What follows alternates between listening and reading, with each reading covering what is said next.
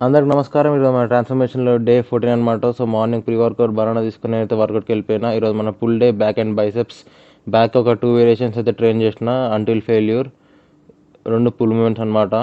And biceps కూడా 2 variations అయితే try చేసిన, ఈ 2 కర్ల్ మూమెంట్స్. ఇది కూడా అంటిల్ ఫెయిల్యూర్ కొట్టిన 3 సెట్స్.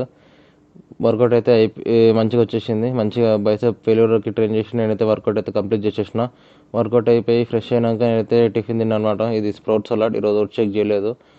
అండ్ స్ప్రౌట్స్ తినేసి నేనైతే కాలేజ్కి అయితే వెళ్ళిపోయినా. చూసారు కదా, ఇదే మన కాలేజ్.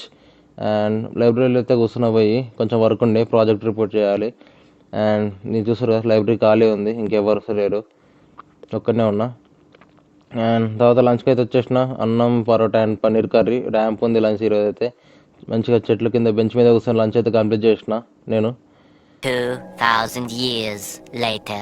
అండ్ కాలేజ్ అయిపోయింది, ఇంటికి అయితే వచ్చేసిన. నేను మావాడైతే కార్డియో కానీ పార్క్ అయితే వచ్చేసిన వాకింగ్ చేయడానికి.